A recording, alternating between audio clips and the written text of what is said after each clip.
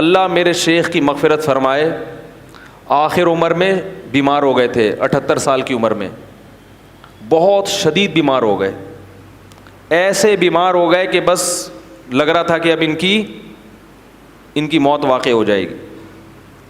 حضرت کا چہرہ بہت کھلا رہتا تھا، جو حضرت کو ملے ہیں نا، ہمارے شیخ کے ساتھ رہے ہیں، بڑے بزرگ تھے، ان کا چہرے پہ بڑی رونق تھی، ہر وقت خوش رہتے تھے، غم صرف ایک آخرت کا تھا، ان کو چہرے پہ سرخی تھی ان کے، بڑا اللہ نے ان کو چہرہ بھی نورانی دیا اور اعمال تو ایسے کہ گناہ کا تصور بھی نہیں کر سکتے تھے، وہ اتنے تقویٰ ان کا مشہور تھا۔ 60 سال غربت میں گزارے انہوں نے، کتنے؟ اور ایسی غربت کہ انڈا خریدنے کے پیسے بولو بھائی نہیں تھے۔ یہ واقعہ حضرت جب سناتے تھے تو فرماتے تھے مجھے ڈر لگتا ہے کہیں یہ واقعہ بیان کرنے سے ناشکری نہ ہو جائے، کہ اللہ یہ نہ کہے کہ تو غریب تو تھا نہیں تو اپنی غربت بیان کیوں کر رہا ہے۔ فرماتے تھے اس لیے بیان کر رہا ہوں تاکہ آپ لوگوں کو عبرت ہو کہ میں 2 وقت کی جو روٹی ملتی تھی دال کے ساتھ، اس کو اللہ کی بہت بڑی نعمت سمجھتا تھا، ذاتی گھر کا تو تصور بھی نہیں کر سکتے تھے وہ۔ ان کی اہلیہ بیمار ہوئیں، ڈاکٹر کے پاس لے گئے، ڈاکٹر نے کہا ان کو پھل فروٹ کی ضرورت ہے، کیا کھلاؤں؟ بولو بھائی، پھل فروٹ۔ حضرت فرماتے ہیں میری جیب میں پھلوں کے پیسے نہیں تھے۔ سمجھ میں آ رہی ہے بات؟ پھلوں کے پیسے، اگر ہم میں سے کسی جیب میں پھل کے پیسے نہ ہوں، پھر لوگ اس کو تانا دیں گے جب تیرے پاس اتنے پیسے شادی کیوں کی تو نے؟ وہ بچہ پیدا ہونا تو پھر اور ہی عجیب بات ہے۔ بھائی نکاح تو کرنا ہے چاہے پیسے ہوں یا نہ ہوں، ایسی عورت سے کرو جو آپ کے ساتھ کمپرومائز کرے، ایسی نہیں مل رہی پھر صبر کرو، اولاد بھی ہوگی، سب کس پہ توکل کرنا ہے، یہ تو اللہ کا حکم ہے۔ فرماتے ہیں انڈے بیچنے والا آتا تھا محلے میں، تو ایک دن ہمارے گھر آیا، دروازہ بجایا کہ آپ کتنے انڈے لیں گے روز؟ ٹھیک ہے، حضرت فرمایا میں نے کہا کہ ہمارے ہاں انتظام ہے، گول مول بات کی، یہ نہیں کہا کہ میرے پاس تو پیسہ ہی نہیں ہے، تو اپنی غربت کیوں کسی کے سامنے ظاہر کریں۔ فرمایا میں اپنے آپ کو اس وقت سیٹھ سمجھتا تھا، کیا سمجھتا تھا؟ سیٹھ۔ فرمایا تھوڑا سا عام آبادی سے ہٹ کے رہتا تھا میں، یہ دکھانے کے لیے کہ میں کیا ہوں، میں غریبوں میں ٹھیک ہے، غریبوں میں نہیں رہوں گا میں، حالانکہ کہتے ہیں سب سے زیادہ غریب میں ہی تھا محلے میں۔ اتنے خوش، تو بیگم کو سیب کھلانے کے پیسے نہیں تھے۔ فرماتے ہیں میں نے کہا بھائی ڈاکٹر اپنے حساب سے تو صحیح کہہ رہا ہے، اس کا علم تو یہی کہہ رہا ہے کہ بھائی سیب ضروری ہے، کھجور ضروری ہے، لیکن میرے پاس پیسے نہیں ہیں، تو اس کا مطلب ہے میری بیوی کے لیے ضروری، بولو بھائی نہیں، اگر ضروری ہوتا تو اللہ مجھے پیسے دیتا۔ اللہ کو یہ طاقت حاصل ہے کہ وہ سیب کے بغیر بھی آئرن کی کمی پوری کر دے، لیکن اہلیہ بھی تھی ساتھ دینے والی، کوئی اور ہوتی گریبان پکڑتی، جب تیرے پاس پیسے نہیں تھے تو رشتہ لینے آیا کیوں تھا؟ جب تیرے پاس سیب کے پیسے نہیں تھے ہیں تو انہوں نے بھی توکل کیا، بھائی میرے میاں کا جو کچھ ہے وہ مجھ سے چھپاتے۔ ہاں جو کنجوس آدمی ہے نا، جو بیوی کو ترسا ترسا کے کھلا رہا ہے اور ادھر پیسے جمع کر رہا ہے، اس کا گریبان پکڑنا چاہیے، سمجھ میں آ رہی؟ اس کو تو کوٹنا بھی چاہیے، کیونکہ ایسے بھی کنجوس دنیا میں ہیں، خود باہر برگر بھی کھا رہے ہیں اور مزے اڑا رہے ہیں، اور بیوی کو چائے میں ڈبو کے پاپے کھلا رہے ہیں، کہہ رہے ہیں نبی کی بیویوں نے بھی اس پہ کیا کیا تھا، گزارا۔ اللہ پہ توکل کرو، اللہ بہت بڑا ہے۔ اس کو طبیعت سے کیا کرنا چاہیے؟ کوٹنا چاہیے۔ میں اس کی بات کر رہا ہوں جو کوشش بھی کرتا ہو پھر بھی رزق کے دروازے نہ کھلتے ہوں، وہ تو اللہ کی طرف سے ہے نا، وہ تو اللہ کی طرف سے۔ تو حضرت اپنی اہلیہ کی بہت تعریف کرتے تھے، فرماتے اللہ نے مجھے ایسی بیوی دی ہے کہ مجھے جنت کی حور بھی اس کے مقابلے میں پسند نہیں آئے گی، ایسے صاف کہتے تھے، کہہ رہے اللہ نے مجھے ایسی بیوی دی ہے۔ کیسا انہوں نے حضرت کے ساتھ کیا کیا؟ کمپرومائز کیا۔ حضرت فرماتے ہیں انہوں نے تو پیسے ہی نہیں تھے، صبح ایک روٹی کھاتے تھے اور شام کو ایک روٹی دال کے ساتھ۔ کہا ایک دن ہمارے گھر میں مہمان آئے، وہ کہنے لگے یار جب بھی آپ کے گھر آؤ دال ہی پکی ہوتی ہے، ٹھیک ہے نا۔ حضرت فرماتے ہیں اس کے بتانے سے ہماری توجہ اس طرف گئی کہ ہم کئی دنوں سے دال کھا رہے ہیں، ورنہ ہمارا ذہن بھی کبھی اس طرف نہیں گیا۔ اور فرماتے تھے یہ جو میں آپ کو واقعہ بتا رہا ہوں یہ صرف آپ کو سبق دلانے کے لیے. فرماتے ہیں اس حالت میں یہ نہیں سمجھتا تھا میں غریب ہوں, اور اب بھی یہ نہیں سمجھتا تھا کہ میں غریب تھا, کیونکہ اللہ نے مجھے 2 وقت کی روٹی دی عزت کے ساتھ, رات کو سر چھپانے کے لیے جگہ دی, اور ایک ایسی بیوی دے دی جو میرے ساتھ اس معاملے میں خوش ہے. تو فرمایا کہ بس اللہ نے پوری دنیا کی دولت سمیٹ کے مجھے دے دی, میں یہ سمجھتا تھا, خوش تھے. تو کہتے ہیں کہ ڈاکٹر نے کہا سیب کھلائیں, ہمارے پاس سیب کے پیسے نہیں تھے. تو فرماتے ہیں کہ ہم نے کہا بھائی ڈاکٹر اپنی لحاظ سے صحیح کہہ رہا ہے, اگر اللہ ہمیں دیتا تو آئرن کی کمی پوری کر دیتے, نہیں دیا تو اللہ ویسے ہی پوری کر دے گا کمی. اولاد بھی ہوتی رہی, حضرت بھی نسل روکنے کے قائل بولو بھائی نہیں تھے, اور ہسپتالوں کے قائل بھی, ہسپتال میں پیسے ہی نہیں تھے حضرت کے پاس. سب حضرت کی اولادیں ماشاء اللہ جوان ہیں, اللہ نے کثرت سے اولاد بھی دی, سب بچے پل بھی گئے, باہر ملکوں میں چلے گئے, اعلیٰ تعلیم بھی حاصل ہو گئی. حضرت کا انتقال ہو گیا, مگر پیرانی صاحبہ جو ہماری ہیں حضرت کی اہلیہ, وہ اب بھی الحمدللہ زندہ ہیں. 90 سال سے اوپر شاید ان کی عمر ہو گئی ہو. نہیں آ رہی میرے خیال باز. تو یہودیوں کی طرح کیلکولیشن کرتے رہو گے تو دنیا میں نہ سکون ملے گا, خود بھی پریشان رہو گے اور دوسروں کو بھی کیا کرو گے, پریشان کرو. تو حضرت کا انتقال ہو گیا مگر اب بھی زندہ, بڑی اچھی صحت والی زندگی گزاری. اور حضرت کا بھی انتقال کمزوری سے نہیں ہوا یہ تھا حضرت کو شوگر کی بیماری ہو گئی تھی جو بڑھاپے میں ہو ہی جاتی ہے, لیکن حضرت اس پہ آمادہ تھے کہ بھائی اب مجھے دنیا سے جانے دو, میں میری عمر بہت ہو گئی ہے, اب مجھے زندہ رہنے کا شوق, بولو نا بھائی. حضرت فرماتے جب میری عمر 63 سال ہوئی نا تو پھر مجھے زندہ رہتے ہوئے شرم آنے لگی کہ 63 سال میں نبی دنیا سے چلے گئے, اب تم کیوں زندہ ہو بھائی. تو وہ شرما شرمی میں 78 سال کے ہو گئے, ٹھیک ہے نا, کیونکہ دنیا کو مسافر خانہ سمجھتے تھے نا کہ بھائی جانا تو ہے, اب 60 سال ہو 70 ہو کتنا ٹھہریں.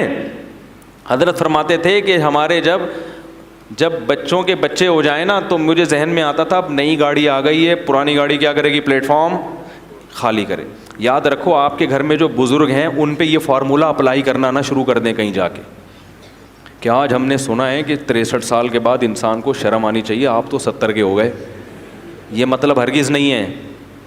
ان کو یہ کہو کہ اللہ کرے آپ 100 سال جئیں. یہ ہم اپنے لیے بتا رہے ہیں, دوسرے کے بارے میں یہی کرنا ہے کہ اللہ ان کو, ہم لوگ نہیں کہتے تھے حضرت آپ 63 کے ہو گئے تو آپ کو جانا چاہیے, ہم یہ کہتے تھے آپ 100 سال سے پہلے بولو بھائی نہ جائے, بلکہ ہماری عمر بھی آپ کو لگ جائے. وہ ان کے اپنا ذوق یہ ہے, جو چاہنے والے ہوتے ہیں نا وہ کبھی بھی نہیں چاہتا کہ ہمارا جو جس سے ہم محبت کرتے ہیں وہ دنیا سے جائے. اس کی محبت کا تقاضا ہے کہ وہ کہے کہ آپ زندہ رہیں, آپ کی عمر ابھی اتنی نہیں ہوئی جانے والی. ہم حضرت سے کہتے تھے لوگ 100 سال میں جاتے ہیں, آپ 78 میں ایسی باتیں کر رہے ہیں, 63 میں ایسی باتیں کر رہے ہیں. تو جس کو محبت ہوتی ہے نا وہ اسی حساب سے سوچتا ہے. ایک شخص نے حضرت کو خط لکھا کہ حضرت مجھے ڈر ہے اگر آپ مر گئے تو میرا کیا ہوگا. حضرت فرمایا یہ کیوں نہیں سوچ رہے اگر میں مر گیا تو میرا کیا ہوگا.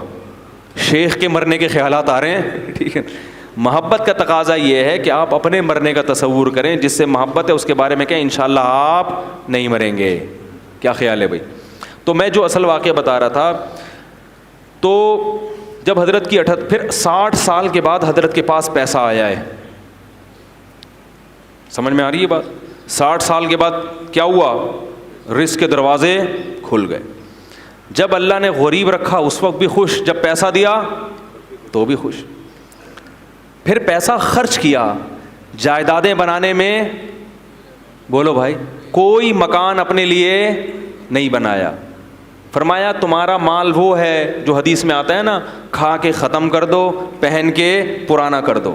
پھر جو حضرت کی پگڑی تھی, ٹھیک ٹھاک مہنگی پگڑی تھی, گھڑی اچھی خاصی مہنگی پلاٹینم کی گھڑی تھی, گاڑی ایسی کہ ہٹو بچوں, میں نے اب تک کسی کے پاس وہ گاڑی, بولو بھائی, اتنی بڑی گاڑی تھی. کویت کا شہزادہ اس سے حضرت نے گاڑی خریدی تھی. شاید میں غلط بیانی سے کام لے رہا ہوں بھائی, جھوٹ تو نہیں بول رہا نا ممبر پہ بیٹھ کے. اور فرماتے ہیں جب میں پیٹرول پمپ پہ جاتا تھا تو ٹینکی فل کراتا تھا. یہ نہیں کہ 500 روپے کا گاڑی میں اتنی بڑی گاڑی رکھی ہوئی ہے, 50 روپے کا پیٹرول ڈال دو, پھر جب ختم ہوگا تو نیا ڈالیں. بھائی جب تم نے ہی چلانی ہے تو بھر دو اس کو. اس پہ بھی جان لوگوں کی کیا ہو رہی ہوتی ہے, جل رہی ہوتی ہے. یار ٹینکی بھرنے, ایسا نہ ہو کہیں گر جائے, ضائع ہو جائے کوئی. او بھائی جب تم نے ہی چلانی ہے تو بار بار پیٹرول پمپ کی ٹینشن سے بہتر نہیں ایک دفعہ فل بھر دو اس کو. یہاں بھی بچا رہے ہیں پیسہ.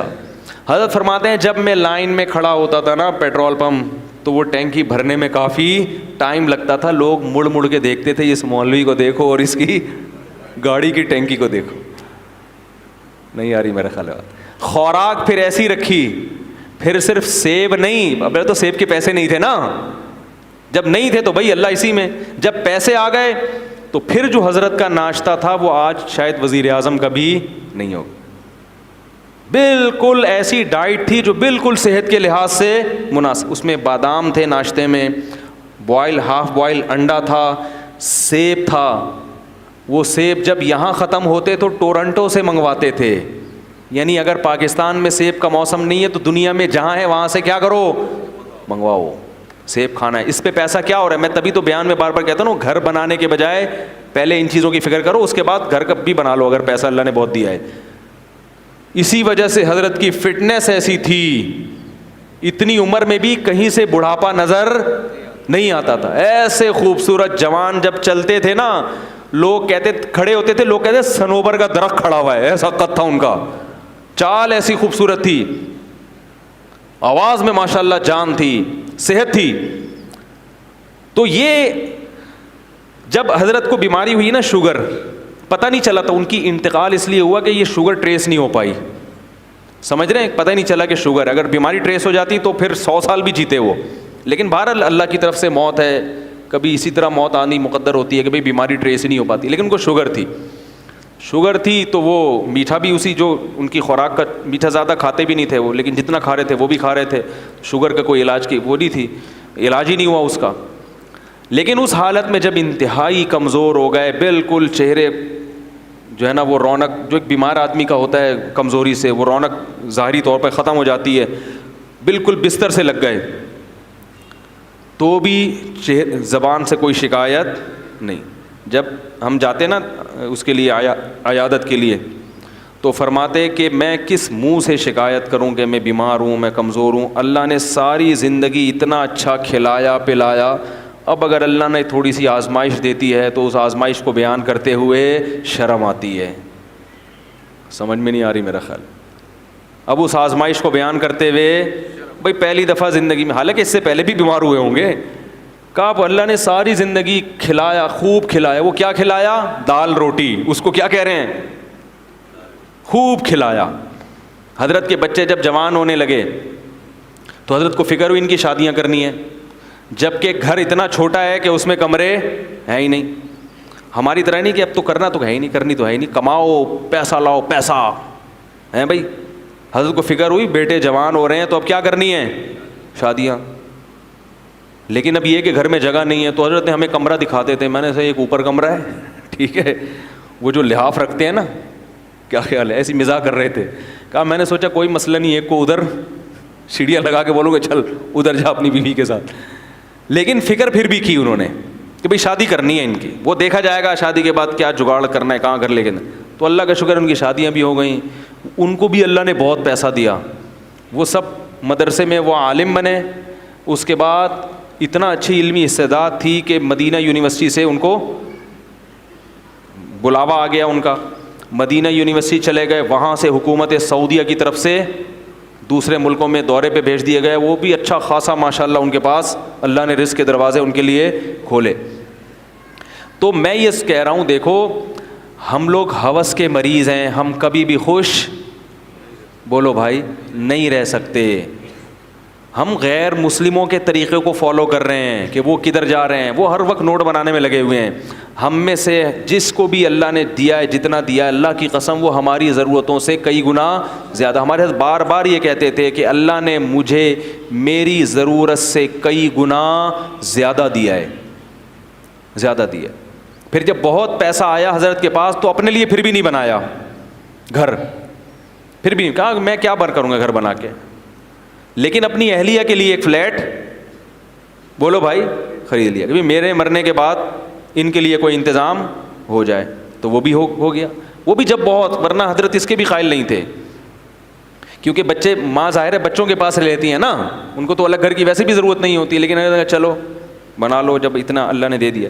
باقی کیا کرتے تھے, اپنے جو صبح کا ناشتہ ہے بادام منڈا اور یہ سب, ایک دن ہم گئے تو تکا کھا رہے تھے, ٹھیک ہے نا, اچھی خوراک کھاتے تھے. تو جب شہد استعمال کرتے تھے, دودھ پیتے تھے, چائے کے قریب بھی نہیں پٹکتے تھے, کبھی بھی چائے نہیں. پان تو زہر تھا, حضرت کے سامنے کوئی پان کھا کے دکھا دے بس اس کی خیر نہیں ہے, کیونکہ انتہائی صفائی پسند تھے. ایسی صفائی اگر میں قسم اٹھا کے بولوں میں نے زندگی میں کسی میں نہیں دیکھی تو میں قسم میں جھوٹا نہیں ہوں گا. اتنی صفائی تھی, اتنی صفائی کہ انتہا ہے جس کی. ایک طالب علم اپنی ٹوپی کمرے میں بھول آیا ان کے, اس پہ تھوڑے تھوڑے پسینے کے ہلکے ہلکے کچھ نشان تھے. حضرت اس ٹوپی کو نا یوں کر کے لے کر آیا, ادھر رکھ کے, کہا مجھے چکر آ رہے ہیں اس کی بدبو سے, حالانکہ اس میں کچھ بھی نہیں, لیکن ناممکن تھا, ایسی صفائی تھی.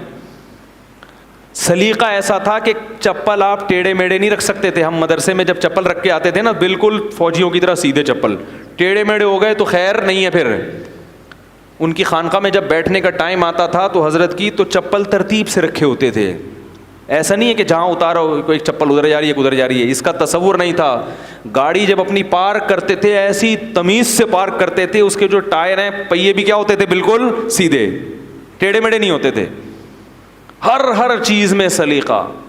کوئی بائک اگر گلی میں کھڑی کر دے ذرا سی ٹیڑھی میڑھی اس کو ڈانٹ پڑتی تھی. ایسا سلیقہ, ایسی تمیز, اتنی صفائی, انتہائی درجے کی صفائی تھی. تو میرے بھائی ہمارا سب سے بڑا مسئلہ کیا ہے, ہوس. ہمارا مسئلہ غربت نہیں ہے. ہم میں سے ہر شخص کو اللہ اس کی ضرورت سے کروڑہ گنا زائد ہے. اتنا جب حضرت کو آیا نا, پھر بھی حضرت کہتے ہیں مسافر خانہ ہے, نکلنا ہے یہاں سے, جانا ہے یہاں سے. کسی نے حضرت کو فون کر کے پوچھا کہ آپ سعودیہ عمرہ کرنے گئے تھے, ابھی آپ کہاں ہیں؟ تو حضرت فرمایا میں ناظم آباد کے مسافر خانے میں بیٹھا ہوا ہوں. پھر اس نے 3 دن بعد فون کیا کہ حضرت آپ کہاں ہیں ابھی؟ انہوں نے کہا ناظم آباد کے مسافر خانے میں. اس نے کہا 3 دن ناظم آباد میں جب آپ کا ذاتی گھر موجود ہے تو 3 دن سے آپ مسافر خانے میں کیوں ہیں؟ حضرت نے فرمایا ذاتی گھر کسی کا نہیں ہوتا, جو گھر اللہ نے دنیا میں دیا ہے وہ کیا ہے؟ مسافر خانہ ہے. تھوڑے دنوں میں یہاں سے جانا ہے, اور واقعی تھوڑے دنوں میں وہاں سے چلے گئے. ہمارے ایک رشتہ دار آئے, انہوں نے دیکھا کہ یار یہ ایسی ایکٹیویٹیز ہیں, تو وہ اپنا گھر ذاتی بنا رہے تھے. انہوں نے کہا یار یہ لوگ تو اتنا پیسہ ہو کے بھی جو ہے نا کوئی فکر ہی نہیں ہے گھر بنانے کی, اور ہم ابھی سے کیا کر رہے ہیں, ٹینشن لے رہے ہیں. بڑے حیران ہوتے تھے. اور پھر یہ بتا دوں میں, جو آخری بات حضرت سے متعلق کر کے پھر اس موضوع کو سمیٹتا ہوں. ناشتے پہ خرچ کرتے تھے, لباس پہ, خوراک پہ ٹائٹ خاندانی, اور ان چیزوں پہ خرچ کرنے کے بعد جو بچے پھر دیکھتے نہیں تھے کتنا ہے, کوئی اکاؤنٹ نہیں تھا بینک میں, سارا فی سبیل اللہ, بولو بھائی صدقہ. ایسے دیکھا ہم نے حضرت کے سامنے نوٹوں کی اتنی یہاں سے یہاں تک گڈیاں رکھی ہوئی ہیں, اتنی گڈیاں. حضرت فرماتے تھے یہ میری ذاتی ملکیت میں ہیں چند لمحوں کے لیے بس, اور ابھی یہ کیا ہونے والی ہیں. حضرت کے گھر میں ایک ڈراز تھی, اس میں صدقے کی رقمیں ہوتی تھیں. فرمایا یہ اس میں کیا ہونے والی ہے, ٹرانس. تو ہمیں یاد ہے اس زمانے میں, یعنی 94-95 کی بات کر رہا ہوں, 2000-2500 تک حضرت کا ٹوٹل خرچہ تھا, جو نارملی ہوتا ہے. کبھی اضافی ہو تو ایک الگ بات ہے. اس کے علاوہ جتنا آتا تھا وہ سب کیا ہو رہا ہے, زمینوں کی آمدن آنا. حضرت کی وراثت بٹی تھی نا, تو زمینوں کی آمدن آتی تھی. تو حضرت کے پاس جب آمدن آتی تھی, حضرت گنتے نہیں تھے اس کو. فرماتے تھے مجھ سے نوٹ گنے نہیں جاتے. بولو نا یار, مجھ سے نوٹ, بھائی میری ضرورت کے اتنے, کیا گننا اس میں. یوں ہی کہتے ہیں میں گنتا ہوں تاکہ وہ ایسا نہ ہو کہ مزدور پھر ڈنڈی مارنا شروع کر دینا, یہ تو بڑا صوفی مل گیا, اس کو دکھانے کے لیے بس تھوڑا تھوڑا یوں ہی. ہاں بھائی, فرماتے ہیں مجھ سے نہیں گنے جاتے نوٹ, ٹائم ویسٹنگ لگتا ہے. بس جتنے آ رہے ہیں کیا کرو, بولو بھائی صدقہ صدقہ صدقہ صدقہ. یہ جامع و رشید کو جو اللہ نے اتنی ترقی دی, اس میں ہمارے حضرت کا تقویٰ بھی شامل ہے اور ہمارے حضرت کا پیسہ بھی شامل ہے. نہیں آ رہی میرا خیال ہے بات سمجھ. حضرت ورنہ محتمم اپنے پیسے کہاں لگاتے ہیں مدرسے میں بھائی, لگاتے ہیں کچھ لوگ جو یہاں بیٹھے ہوئے ہوں گے یا بیان سن رہے ہوں گے, ورنہ ایسا ہوتا نہیں ہے. اپنا پیسہ تو بڑی بڑی رقمیں خرچ کر دیا کرتے تھے, رشتہ داروں پہ خرچ کرتے تھے, غربا مساکین پہ, مدارس پہ. حضرت نے 60 سال کی عمر تک جو تنخواہیں لی ہیں نا مدرسوں سے, کیونکہ اس وقت تو پیسے نہیں تھے, مجبوراً تنخواہ لینی پڑتی تھی. تو جب پیسہ آیا تو 60 سال تک جتنی حضرت نے مدرسوں سے تنخواہیں لی ہیں وہ ساری کیا کر دیں, واپس. نہیں آ رہی میرا خیال ہے.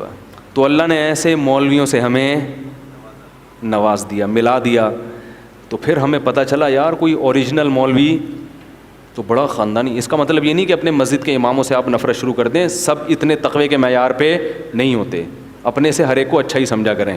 کہ آپ سمجھیں یار میرے امام صاحب تو اس دن چندہ مانگ رہے تھے مجھ سے ہیں, تو ایسا نہیں ہے. اپنے امام سے محبت کیا کریں جیسا بھی ہو, کیونکہ جیسے ہمیں ویسے ہمیں امام بھی اسی ٹائپ کا ملے گا. یہ تو بڑے بڑے بزرگ لوگ ہیں جو ویسے ہی شارٹ چل رہے ہیں, ٹھیک ہے نا, تو ایسے ہی توڑے ہی رہتے ہیں ہمیشہ ہر دور میں. اور ہمارے جتنے بھی دیوبند کے اکابر قریب میں گزرے ہیں نا, ان میں تقریباً سب میں اسی قسم کا تقویٰ ہے.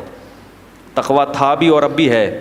اب بھی ہیں ایسے لوگ میرے علم میں, ایسے علماء جو سخاوت کا دریا ہیں, ایسے اللہ کی راہ میں اڑاتے ہیں, ایسے اڑاتے ہیں آپ دیکھ کے حیران ہو جاؤ کہ ان کو ڈر نہیں لگتا کہ کل فاقے نہ آ جائیں.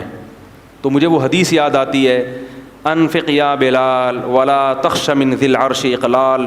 نبی نے حضرت بلال سے کہا ہے بلال اللہ کی راہ میں خرچ کر اور عرش والے سے فقر کا خوف مت کر. تو اللہ کے لیے کر رہا ہے, اللہ تجھے فقر و فاقہ میں نہیں ڈالے گا. مگر علماء نے کہا یہ اس کے لیے جس میں توکل بہت ہو, کیونکہ بعض دفعہ اللہ کی طرح سے آزمائش آتی ہے تو وہ بھینس والا قصہ بھی ہو جاتا ہے بعض دفعہ, ٹھیک ہے نا. پتہ چلا آپ نے صدقہ کیا, اب پیسے ہی نہیں ہیں, تو اب کاروبار میں انویسٹمنٹ جتنی تھی وہ ساری غریبوں کو کھلا دی, اب بیٹھے ہوئے ہیں. تو آزمائشیں بھی آتی ہیں. تو جو آزمائشوں کو برداشت کر سکتا ہے اس کے لیے تو اتنا تقویٰ ہے.